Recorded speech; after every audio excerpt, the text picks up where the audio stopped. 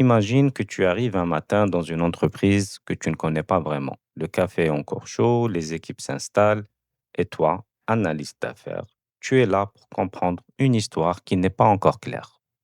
Parce que ton métier commence toujours par une question simple en apparence, mais immense en réalité. Qu'est-ce qui se passe vraiment ici et comment peut-on faire mieux? On te parle d'un problème de vente qui stagne, par exemple, ou d'un outil informatique que personne n'aime. Ça peut être un processus qui est trop long. Et ton rôle n'est pas de sauter tout de suite dans une solution, mais d'écouter, d'observer, de poser les bonnes questions, comme un détective bienveillant.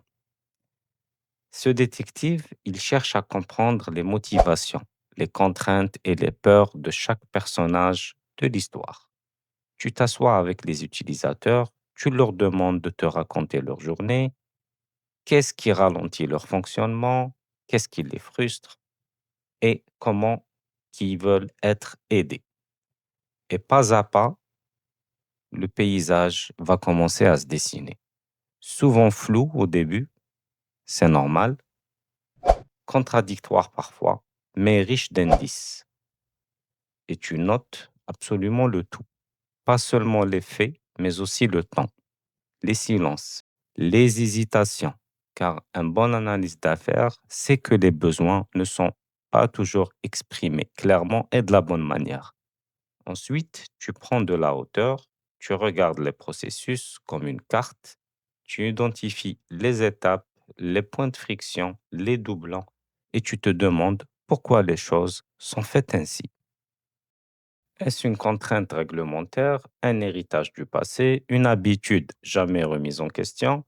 Et pendant que tu fais ça, tu traduis déjà ce langage métier en quelque chose de plus structuré, plus logique, plus partageable, car ton rôle est aussi d'être un pont entre des mondes qui ne se comprennent pas toujours.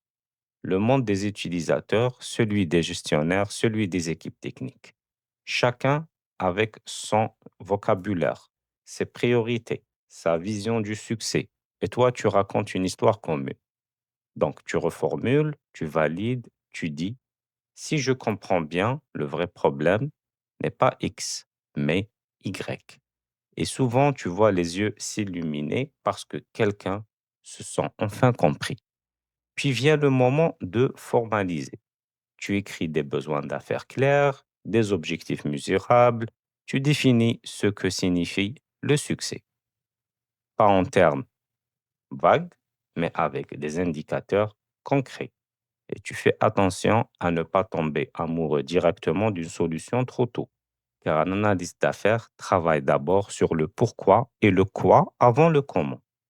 Tu facilites des ateliers, tu fais parler les gens, tu gères les désaccords avec calme et apaisement. Tu rappelles la vision globale et donc l'objectif du projet. Quand les discussions se perdent dans les détails, il faut toujours les recadrer. Et petit à petit, l'histoire devient plus nette. On voit le début, le milieu et la fin. On comprend où l'entreprise est aujourd'hui et où est-ce qu'elle veut y aller. Ensuite, tu collabores avec les équipes techniques ou opérationnelles.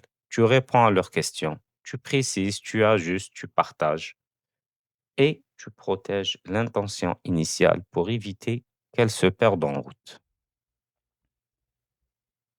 Ton travail ne s'arrête pas à la documentation. Il continue dans le suivi, dans la validation, dans les tests. Tu vérifies que ce qui est livré correspond réellement aux besoins des utilisateurs, pas seulement à ce qui était écrit, et parfois tu dois dire non, ou pas encore. Ce n'est pas suffisant, avec diplomatie, mais fermeté. Parce que la valeur est ta boussole.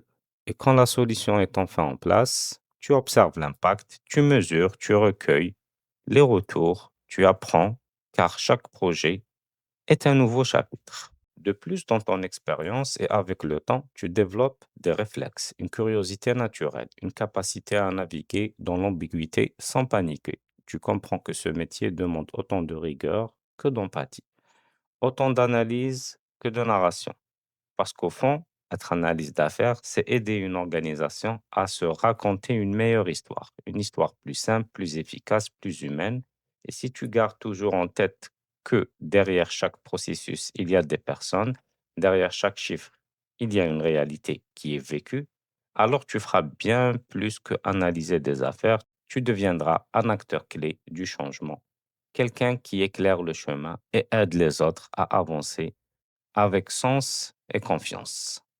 J'espère que tu as aimé ce tutoriel. Je t'invite à liker, à commenter et à t'abonner sur ma chaîne pour encore plus de vidéos intéressantes.